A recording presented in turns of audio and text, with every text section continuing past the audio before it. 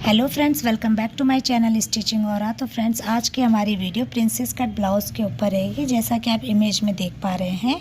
और इसी में हम बेल्ट की कटिंग भी करेंगे। तो इसमें सबसे पहले हम फर्मा कटिंग करेंगे। तो चलिए वीडियो को स्टार्ट करते हैं। तो यहाँ पर फ्रेंड्स, हमने फर्मा कटिंग के लिए पेपर ले लिया है।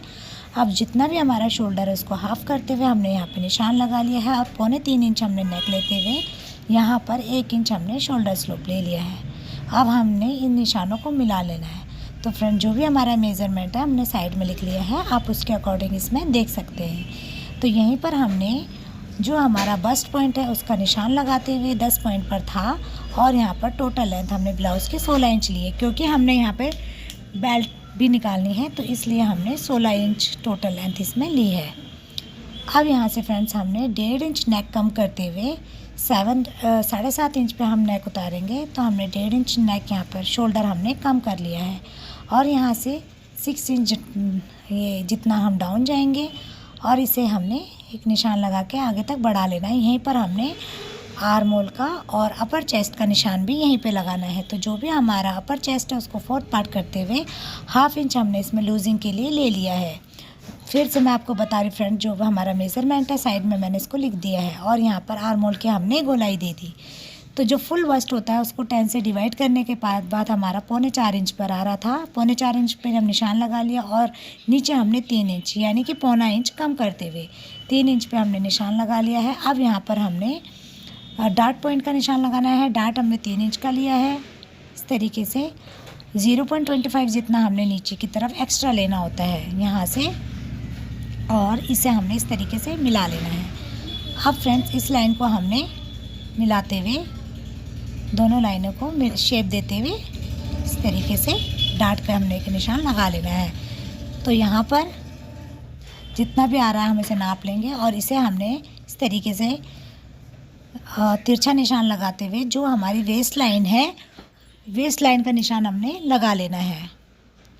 तो 31 इंच का मेरा वेस्ट लाइन था, तो मैंने 0.25 इंच पर निशान इस पर लगा लेना है और इन दोनों लाइनों को बराबर रखना है।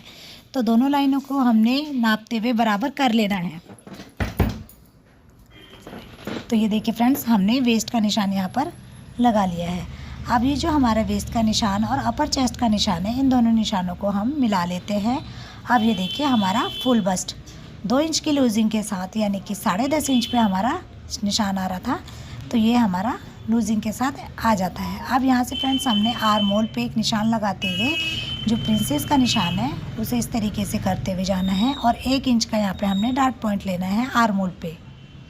तो यहाँ पर एक पॉइंट पे हमने निशान लगाते हुए जितना भी ये वाली लाइन होती है सेम उतनी ही दूसरी लाइन हमने लेनी होती है। तो ये नाप लेना है और बराबर पे ही निशान लगाना है। बीच में जो डार्ट देना है वो एक इंच का हमने दिया है। तो ये देखिए, कुछ इस तरीके से मिला लिया है। अब ये देखिए, हमने आर्म होल का निशान इस तरीके से लगा लेना है। तो फ्रेंड्स, यहाँ पर बेल्ट हमने जितना भी देना है, ऊपर से हमने एम्पायर लेंथ लेते हुए 3.5 इंच लेते हुए और 2.5 इंच की मैंने इसमें बेल्ट दी है।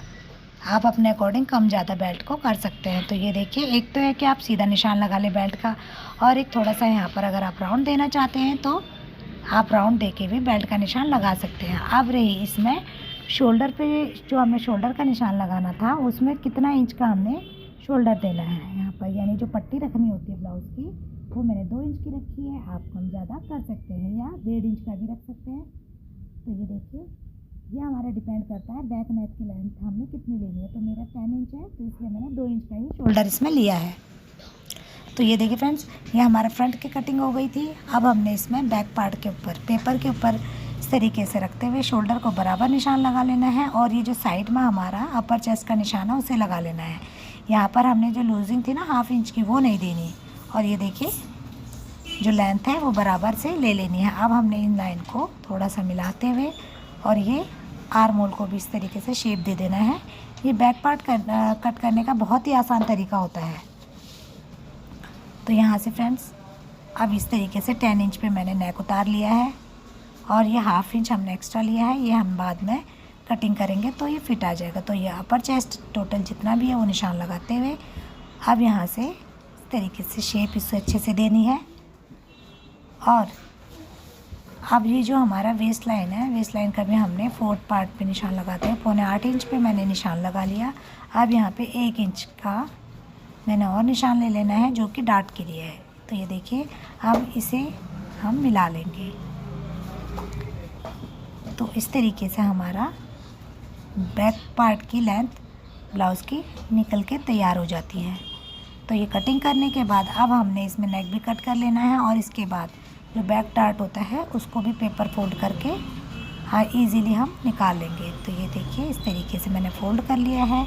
अब यहाँ पे 1/2 इंच लेते हुए, 1/2 इंच लेंगे तो दोनों तरफ का 1 इंच हो जाएगा। तो इस तरीके से निशान लगा लेना है और यहाँ पर डार्ट पॉइंट को भी, डार्ट भी हमने लगा लेना है। तो ये देखिए, हमने कट कर लिया है।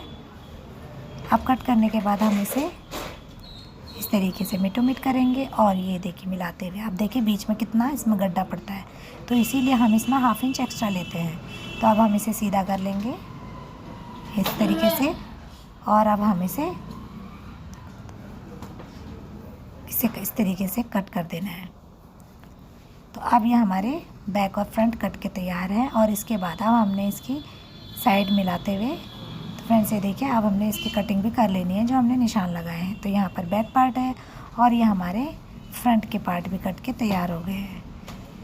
तो यहीं पर हमारी वीडियो पॉज हो गई थी, तो इस वजह से कटिंग के हमारा आ नहीं पाया। तो फ्रेंड्स ये देखिए, हमने सारे पार्टों को अलग कर लिया है और अब इस तरीके से कटिंग करेंगे और हम फैब्रिक के ऊपर फर्मा रखते हुए इसकी कटिंग कर लेंगे। और 1/2 इंच की हमने लूजिंग लेनी है, जहाँ पर भी हमें स्टिचिंग आएगी तो वहाँ पर 1/2 इंच एक्स्ट्रा लेते हुए चलना है।